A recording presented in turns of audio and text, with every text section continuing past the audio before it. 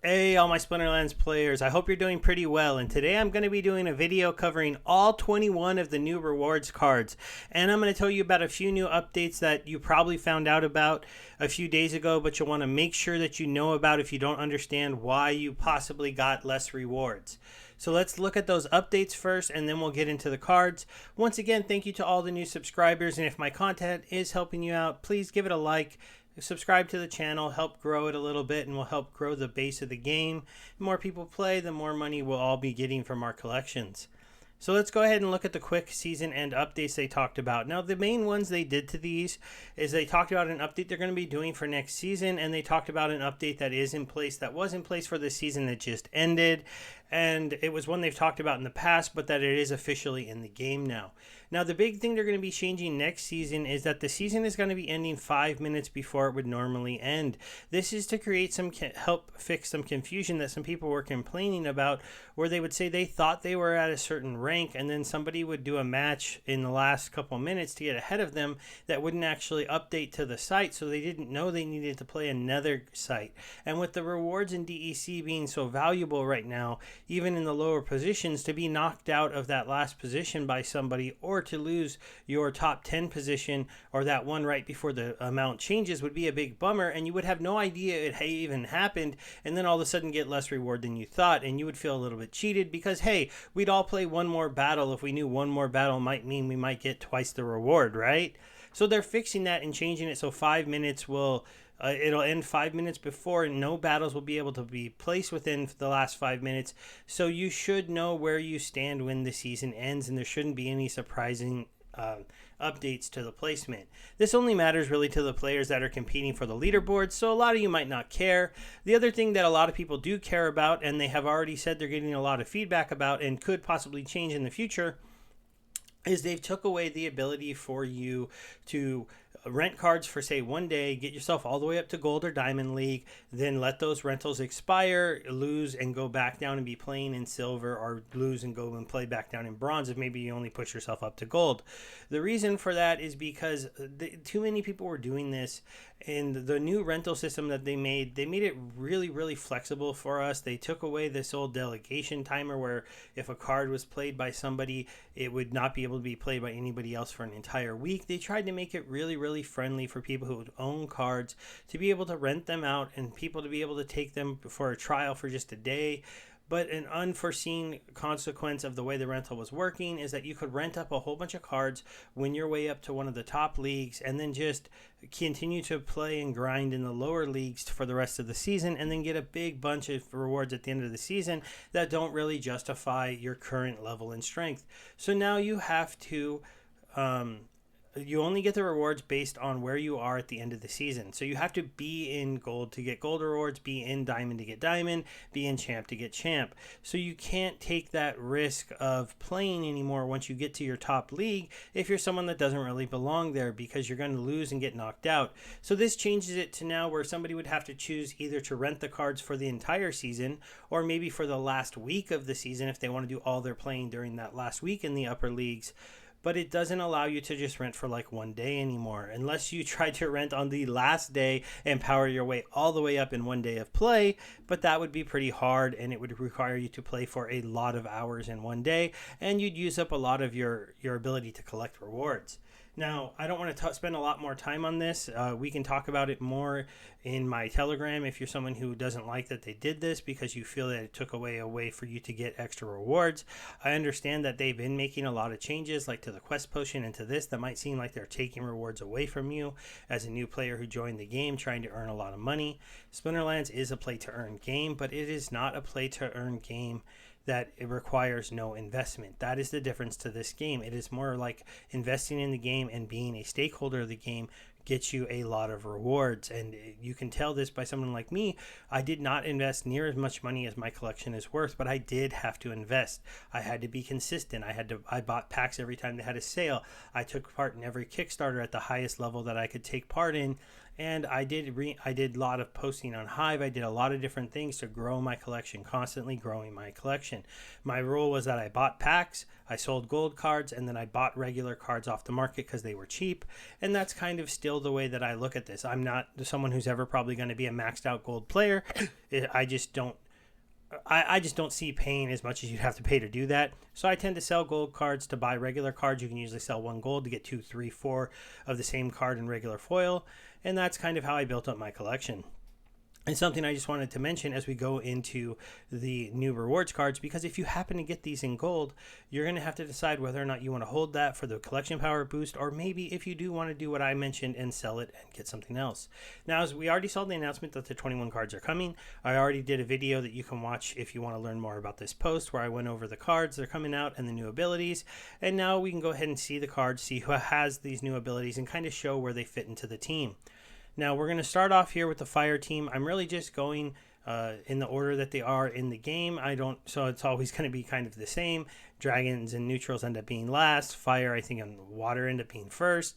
But it's, I'm not picking favorites at all. So we're going to start off here. We're going to go in the sets from the common to the rare to the legendary for each color. And then I'll try to talk about whether there's something that's brand new in the game, or if they're a card that kind of replaces another card in the game. For the team, which a few of these do. So that's something to know. And it's something to know that does mean that card value may be coming down a little bit, because if a card came out replacing another card, then that card's value, the old one, is probably going to trend down a tiny bit. While they might be a little bit better, if there is a comparable card that is much cheaper on the market, people are going to buy that one first if they're a newer player, right? So we're going to start right here with the Heatsmith, the Ventari Heatsmith. Sorry if I pronounce any of these wrong. This is a very interesting card, and he is the person who got that new skill Amplify that I talked about in the next video that could be quite devastating. He's also a Void Armor monster with Thorns when you get him to the max level. He doesn't pick Amplify up until level 6, and as a common, that puts him out of the range of Amplify being something that you even need to worry about if you're a player who only plays in Bronze or Silver. This would only come into play when players have it at level 6 or higher for a common card that starts at the Gold League. And obviously it pays more dividends here once you get him to a max level card. Kind of interesting, he doesn't pick up his Thorns till max level. That's going to make him an interesting card, because if you want him at max level if you're a top player, because Amplify makes Thorns deal one more. So he'll be a Void Armor monster sitting here dealing 3 damage back in Thorns, and having everybody else in the team deal back additional damage as well. Now, this is an interesting skill to put onto the fire team. The fire team has a few monsters with Thorns, but they don't have as many monsters with Magic Reflect, and they don't have as many monsters with with Magic Reflect. They do have some guys with Return Fire, but it's kind of interesting. I kind of like this being on the fire team, because it gives you the ability to have some of those certain cards that you might not have played before. You take a risk on them because they have Thorns or they have Return Fire, or it's maybe that 1 or 2 monsters on the team that have Magic Reflect, and then they're going to bounce back even extra damage, which is going to be a very interesting thing, and this will change the mechanics of the game. I would say this card is something completely new. Now, how well does he fit into the team? It's really hard to tell. I don't know where you put this guy. Is he designed to be a tank? Maybe, because he has Thorns, right? But at the same time, he doesn't attack, so a front row tank that doesn't attack, only has 4 armor, only has 4 health, he does deal back 3 damage. Magic won't kill him very quickly because his armor hits against magic. So it's an interesting card, but I can't see him really replacing some of the other tanks on the fire team, except for in a low level mana match. So this might be just a card to help the team compete in the low, like 12 to 14 mana matches. It's a very interesting one, and he might be actually a card to help the fire team up with the dragons. The dragons have some very interesting cards with Return Fire, with Thorns, with Reflect Magic. Lots of people on that team combined with the few on the fire, you could do a whole team bouncing back damage and bouncing back more. So that's where you might see this card played a little bit more often. You'll have to let me know on any of these cards if you agree with what I'm saying. Let's go ahead and get into the next card here. This one we're going to go over a little quicker. This is Exploding Rats. Well, what is he similar to? Let's go ahead and go to the market, and let's look at... Sorry, I had this queued up and then I forgot I looked at something. He looks a lot like the Exploding Dwarf. If you look at them starting at the beginning, one's a 4 cost, one's a 5 cost. Both have blast, one health, 3 attack, 2 attack, 2 speed, 4 speed. So you got a faster one here who attacks a little bit smaller and costs 1 less mana. So we'll go ahead and get back into that, and you'll see that the Exploding Rats are really kind of a new version of the Exploding Dwarf. This is one of the things that kind of helps the fact that if you missed out on getting Exploding Dwarf, if you're priced out and he's been somebody that's been a pain for you, well, this card's kind of similar. It's got that 1 HP, it has the 4 attack, and it's faster than the Dwarf, so it's kind of an interesting thing. In a one-on-one battle, you'd expect the Rat to actually kill the Dwarf. It can't miss at max level, which is pretty important, even though it has 7 speed. When you're talking about your special 4-hit monster that might only hit 1 time and blast and then explode on them with redemption, if he misses that attack, you're just devastated. I know when my Exploding Dwarf misses, I'm just like, what just happened? He only needed to hit 1 time to make a difference in this game, and he missed. So this is kind of cool. He doesn't have Retaliate. The card's a little bit different. It's not going to be exactly the same, and he doesn't get Trample. That's really what makes the Exploding Dwarf so ridiculous, is he has this really big attack, and then he can Trample, and he's Blast, so he's a guy who can knock out 3 monsters pretty easily, and he has Retaliate, so even when people hit him and kill him, sometimes he deals a huge hit back. So I don't think Exploding Dwarfs are quite at that same level, but they are only a 4 mana cost card, so this one can be played in Little League. That's a big difference. So I do see most players wanting this card on your fire team, and I do see new players probably wanting this card a lot, so I expect this one to be one that is kind of ignored until it gets used by somebody to kill you. Now, it is a blast card in the lower leagues, so if you can see, if you're playing in bronze or silver, it's a blast card at the lower leagues, which is pretty cool. But he is a card that can only be used either as your tank position, as a quick one hit, maybe 2 hit type of person, if you give him armor so he doesn't die really quick, or he's got to be used in super sneak or a mode where he can attack from somewhere else on the board. Because of that, he won't be in super high demand. Now let's look at the best card they got for this set, and he kind of I'll wrap this into a theme when we get to the neutrals. This is a really, really good card to make Jotun better for high mana matches. Currently, Jotun is not that good in high mana matches. He dominates kind of mid-level up to maybe like 30 or 40. He's one of the best cards in the game. But when you get to those like 99 mana matches, and I really wish they would kind of do something in between, maybe like with some 50s and stuff like that, but he tends to have a hard time there because he doesn't have any really good high cost archers except for maybe one, and that one even I would say is not super great because he's just kind of okay. So now he gets a nice 9 cost epic archer that can sit in a last row position or as a secondary tank because it has close range. He gets another card with stun, which is just pretty crazy because the fire team can run a lot of archers with stun now, and you can also go ahead and just see that he'd be attacking with 6 splash damage when you combine him with Jotun.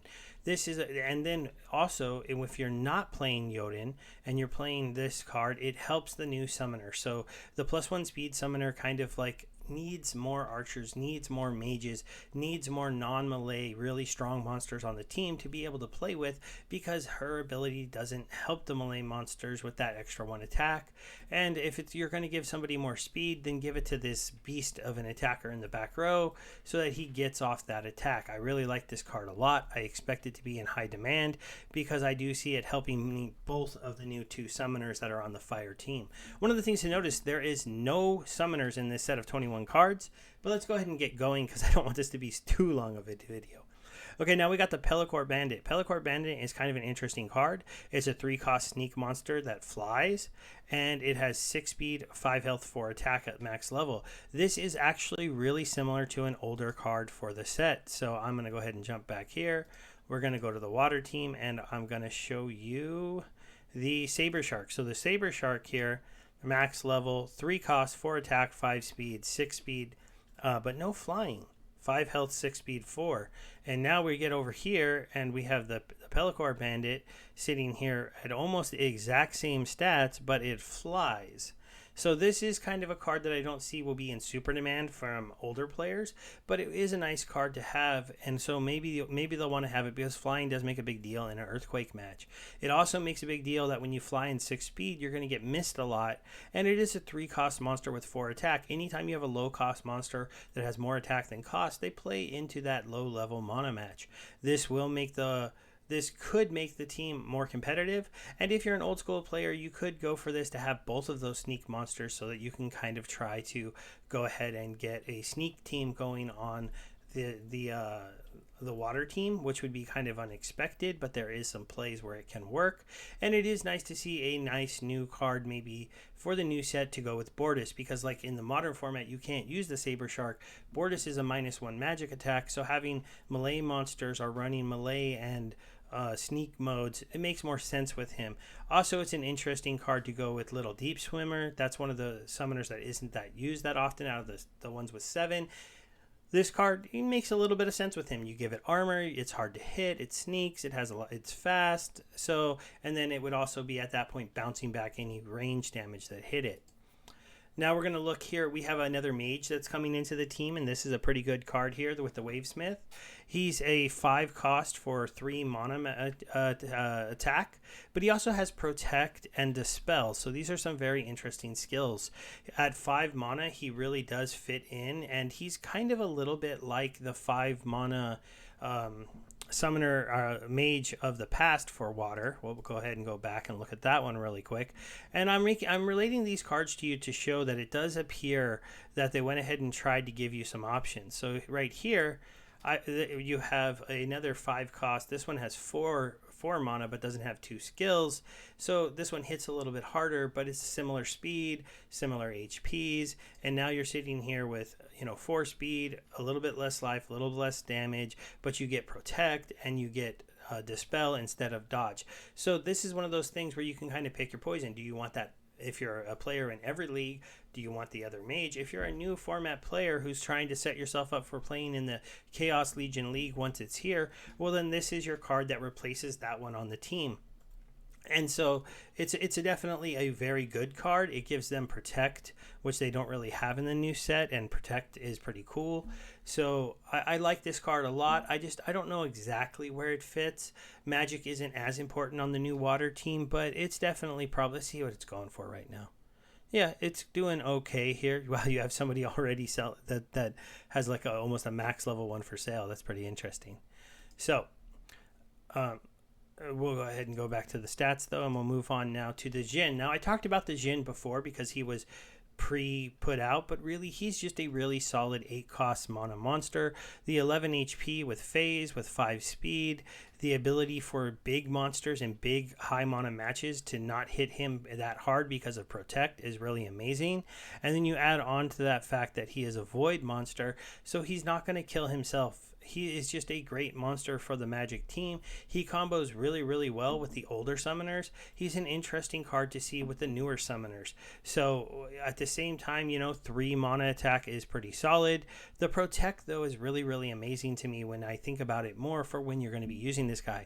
You bust him out in a 50 mana match or a high 40s or the 99 mana match for the water team, and he's going to be sitting there as a secondary tank or a sniper mode, and when somebody buffs up their attack to 5, they're only going to hit them for 1, and then if they're a magic monster that's hitting for 4, they're only hitting for 2. So really the only people that can hit this guy hard and actually do some damage are ranged monsters that do 3 or 4, and then he's got 5 speed and a good chance to dodge those attacks. And then if you play him with Little Deep Swimmer, he's bouncing that damage back at them anyways. So it's a very, very interesting card. I would say he's one of the few cards I don't really see. I don't compare him to anything in the old set. He's just a new kind of card for the team, and that makes him really powerful. Now we got Pelacor Mercenary. This card's amazing. Let's see, what is this going for? 29 cents. That is just amazing. Okay, if you're mad you don't have a golem, get yourself a Pelacor Mercenary. Look how similar he is, but only if you're someone who plays at high level. He doesn't replace the level 3 golem who heals, right? Let's just place it right now. The golem is just the king of the bottom leagues because he has a self-heal at level 3. Only a few other monsters have that, and he's probably the best one. But you get this guy to level 6, now he's a flying self-heal, doing just as much damage, has an armor, has more life, and you get him to max level, and now you've got your self-healing flying tank with 11 HP and armor to go ahead and cancel out one attack, and he can retaliate. This is a pretty fun card. I do feel like I'm going to try to get this card to high level because I don't have a maxed out golem. He doesn't have void, which is a little bit upsetting, but he also has a lot of HP on a team where he can get even more HP. So this is a pretty interesting card, but he is kind of what I would have kind of compared to the golem, but not as good at all. But he does give them a flying self-heal tank for the new team at the 7 range, and so that's kind of interesting. Also, in a super sneak mode, he would be a very interesting monster to put in your last position because it would be hard for some monsters to hit him because he flies. You also would self-heal, and you would retaliate on some of those monsters that are coming and hitting you. So that's where I can kind of see his best use case. If we get into the Seedsmith is a very interesting card. He's a 5-cost 4 hit archer on a team that, you know, has some very, very powerful archers. He also has poison, and poison is a skill that is very, very cool. Then you add in the scavenge ability, and this monster, you can probably see his life getting boosted up to 5 or 6, depending on the summoners that you're using. But the big thing I like with him is he combos really, really well with the new summoner, the Wizard of Eastwood, because he's a ranged monster that's going to hit really hard if they don't have armor on the team that can take armor away from the other monsters. And then if they are a shielded monster, because he has that 4 attack, even if he's weakened, he's going to be at 3, so he's still going to be dealing 2 damage to a shielded monster. And then he might put the bane of any shielded monster, and that's poison, because poison still ticks off at 2, and it's more devastating to those shielded monsters that normally only take 1 damage from most attacks. All right. Now we get into the legendary monster that they got. This is one of the legendaries we didn't see before, and this is another Jin. I don't know how to say that, so I'm not going to try right now. This is a very interesting card because this is the card that got the camouflage ability. Now, camouflage makes it so that you cannot target this monster directly unless it's in the first position.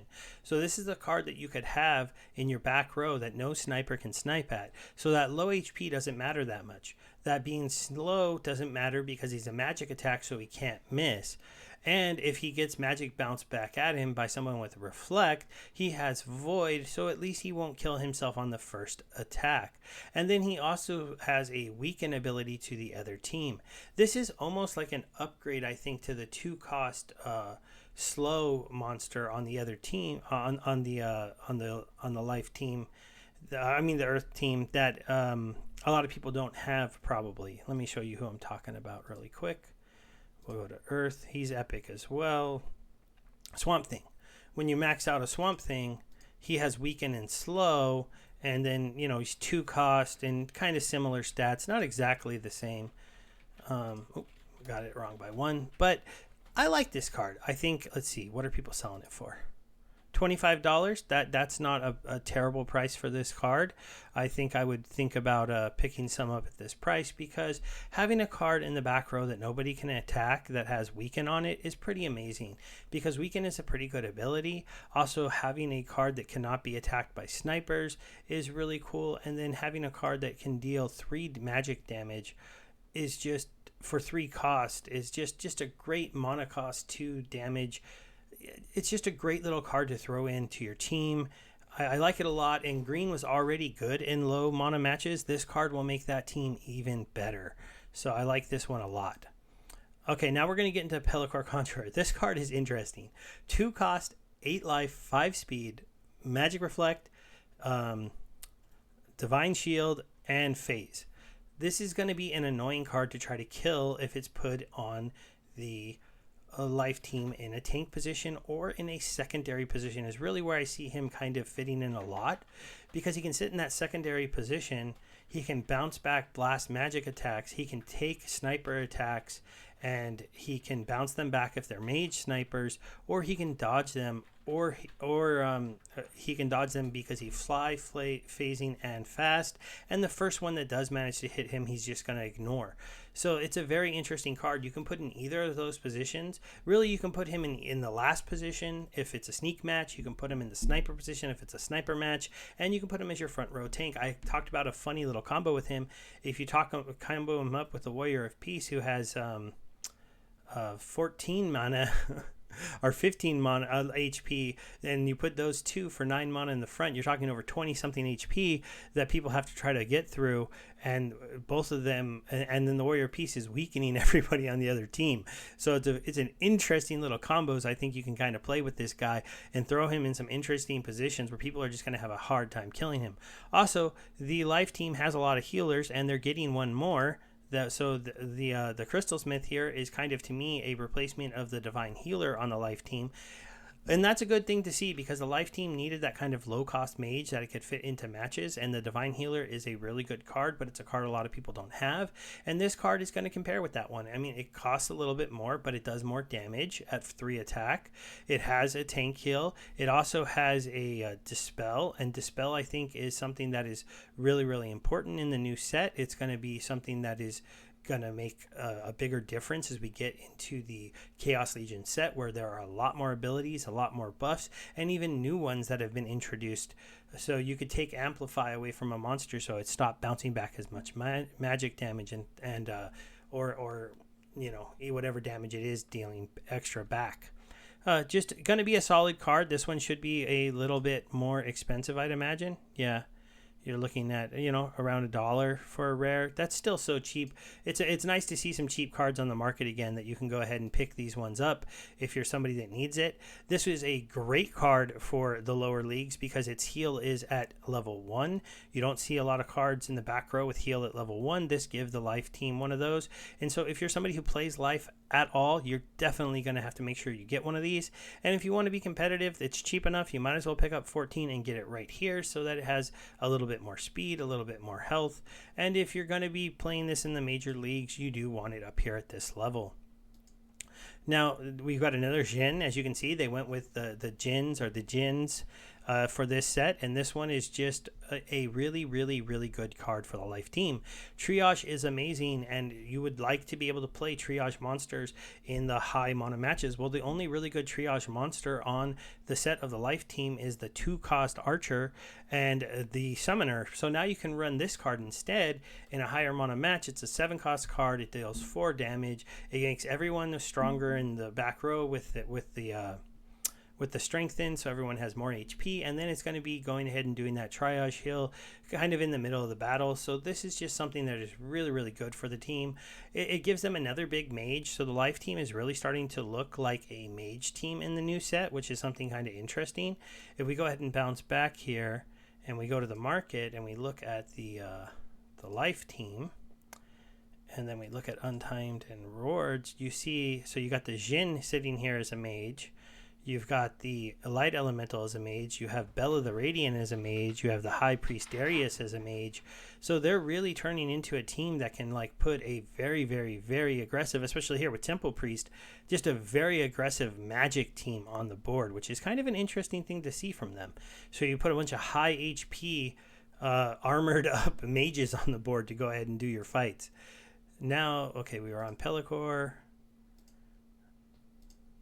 Jin. Okay, now let's get to the death cards. Sorry, this is a longer video. I'll put timestamps so you'll be able to jump to the team that you care about. So Pellicor Deceiver is a pretty awesome little 5-cost tank. I'm not sure where he fits on the team. I don't really feel like he's of good comparison to the Haunted Spirit, because the Haunted Spirit has a self-heal and void. I guess this would be a card that you could put in like a low-level match if there's no melee monster. I mean, no mages. He'd be a great tank for a no mages match, because he's got that retaliate, he's got high speed, and he flies. They have another 6-cost mage with return fire and 6 speed. So maybe it's just kind of a play on that. Just one more kind of mid-cost tank. I don't really see this as a great card. Let me see, what is it selling for? 24 cents, so it's on the lower side. It's just, to me, I don't know. I don't know where you would use this that often. There's just better tanks on the death team. So this is one of the cards I'd say I'm a little disappointed in, unless you just don't have any of those other current tanks and you're a new player and you need a 5-cost tank for this team because you like death for whatever reason. Well, then he works pretty well. Also, like I said, he does fit in good with the summoner that does the -1 to ranged attack for a no mana match, to be a tank out there with a lot of HP for 5 life and hopefully dodging some attacks and retaliating when some monsters do hit him. Now here we get into the Bonesmith. Now the Bonesmith is a pretty cool card. It has poison. It's a mage, so it can't miss. That's something that's pretty nice because when your monster with poison misses, if it's an archer, it's really, really frustrating because you're trying to get that poison off, so you don't want to really be missing. He also is a life leech monster. Any life leech monster is cool, and this really gives the death team the ability to run the 7-cost life leech monster and the 4-cost life leech monster in any of those formats where everybody starts with the same HP. That any life leech monster in that format is really, really broken, because if he starts with like 10 HP and then he starts gaining more HP as he's dealing damage, that's just kind of ridiculous. He also has a Dispel. Overall, I think this is just a great card at 4 cost for mana. When you add in the poison, it makes it so that this 2 damage isn't too bad, because if he can deal 2 and poison somebody, then he's dealing 4 on the next turn, and so it's just a nice little mage for the team. And that's something they were kind of missing, is some nice cards in that 4 mana range. This is going to be make the team a lot more competitive in Little League because they have a nice 4-cost monster. And so overall, this one's just a really, really good addition for the death team. I think it's definitely worth leveling up. He also kind of replaces, if you're somebody who sometimes doesn't want to use Twisted Jester, because Twisted Jester can fit in as that last 4-cost card, but then it's the only sniper on your team, and you're like, I don't really want to run just one sniper. Well, now you can run this guy instead, and it's a comparable card when you talk about damage if you count in the poison, and at the same time it's an interesting card that could end up being a decent kind of 3rd or 4th tank on your lineup if he hits that front row and he's got himself up to like 10 or 12 health from getting a lot of attacks in. Now, Heartclaw is very interesting. I think he's kind of a poor man's Lord of Darkness. They're both 8 cost. They're both shielded tanks on the death team. They both have armor and high HP. Now here comes the differences. Immunity and demoralize instead of stun and outrage. And the Lord of Darkness gets one more, and retaliate. So obviously Lord of Darkness possibly a little bit better than this one, but I think people do underestimate immunity, because that means the Lord of Darkness cannot stun this card. It also means that in any situation where someone was going to try to prevent you from healing your tank, they cannot prevent you from healing this card. And at the same time, he does have the ability to play on a Mimosa team where he would also have Void. So this guy is kind of a really, really, really good tank for the death team, and I'm definitely going to be looking to max him out very quickly because I like playing death. They have their 10-cost legendary taunting summoner that works pretty well in mana matches, but he just gets beat up by all the strong archers out there in the game. So this card is one that you can play when you're expecting to face along a big team of archers or a melee team, because he does have the demoralize. It also allows you to kind of play off of the fact that the death team is really, really able to kind of shrink the other team's attacks in almost any attack. They can play up to 2 demoralized monsters pretty easily. They can change 3 to 4 headwinds monsters. They have 2 to 3 silences on their team, depending on how you combo them in any different lineup. So it makes the death team kind of fun to play, because if you set up the right match, you're going to dominate them. So I like this card a lot. Now we'll get into the dragons. The dragons are very interesting. Here we have a ranged monster that kind of he's very similar to, if we go to the dragons, they have this card that they came out with a while ago as a rewards card.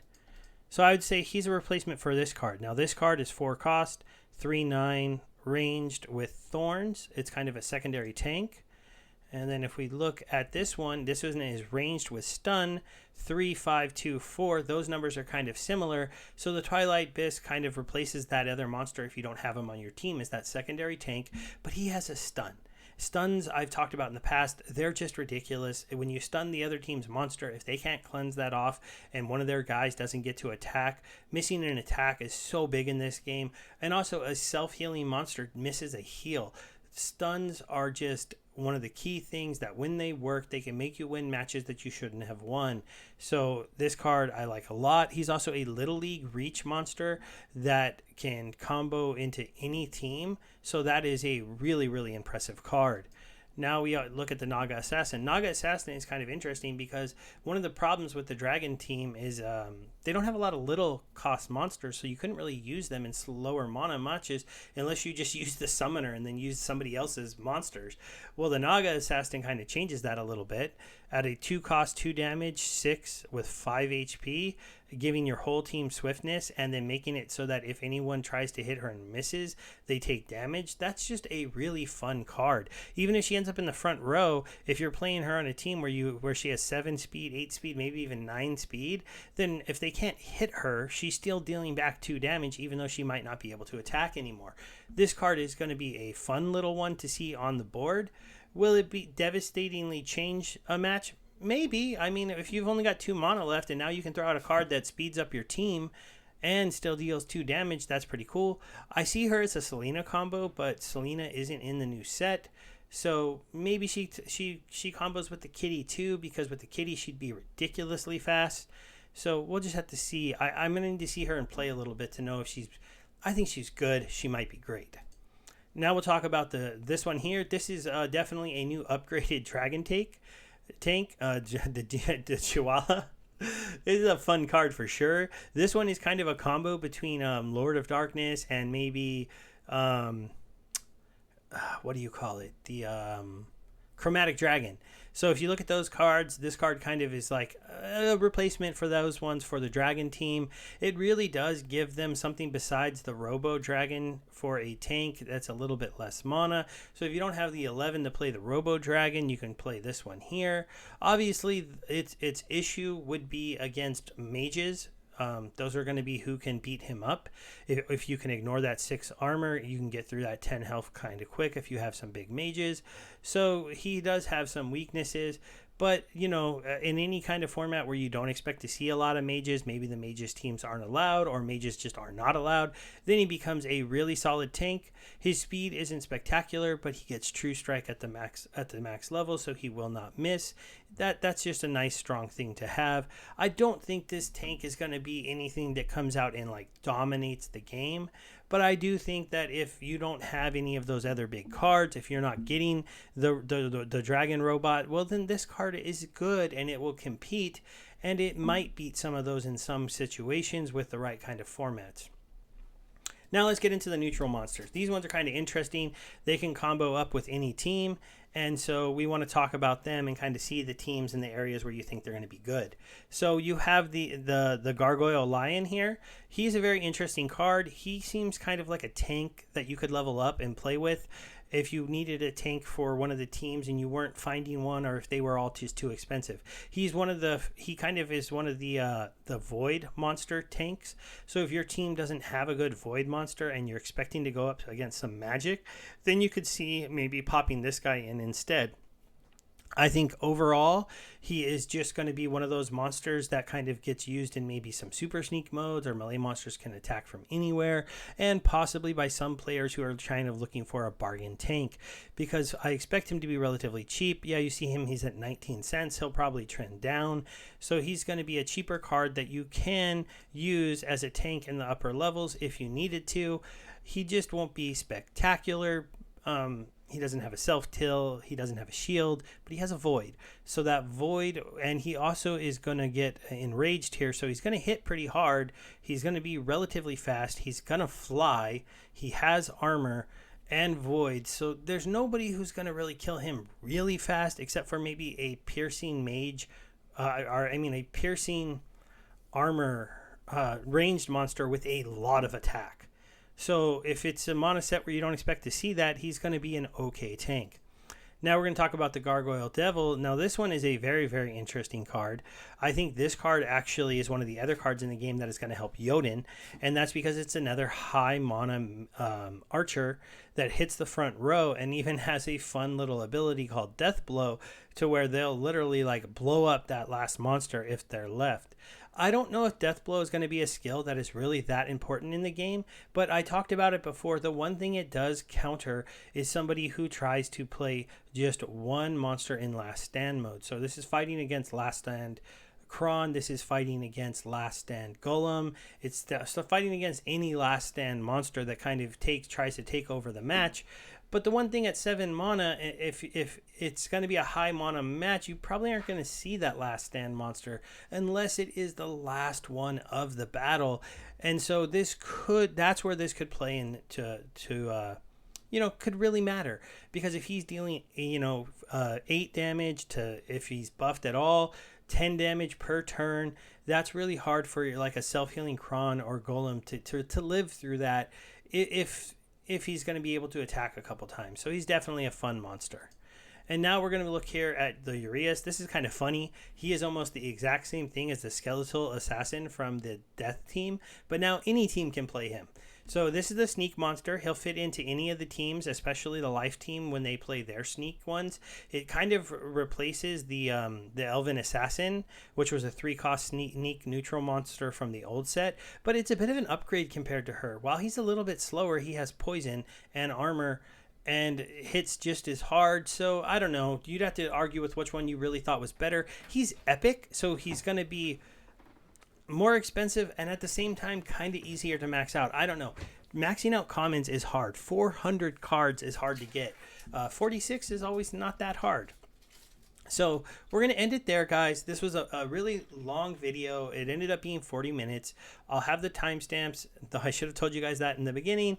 And hopefully you'll take some time to go through and learn about all of these different cards, because they are going to change the game a lot. Like I said, a lot of them do compare to older cards. So now if you were upset you didn't have an Exploding Dwarf or an Elven Assassin, or you are playing at higher levels but you just don't have that high level Flesh Golem, there are some cards out there now that do some similar things, and they're going to be a little bit cheap for a little while, because as you can see, the rewards cards are sold a little bit cheaper in the beginning because a lot of people get them for free and they just don't see the value in them. I will tell you now, see the value in these cards. I was buying chickens for pennies. Chickens are not pennies anymore. So I wish I would have bought more chickens. But this time around, if people are going to be dumping the rare cards, anything rare or epic, if they're selling it for a large discount and you have some disposable funds, you might want to look into getting them. Something that a lot of people don't even start to understand is the limited amount of these cards compared to the number of players.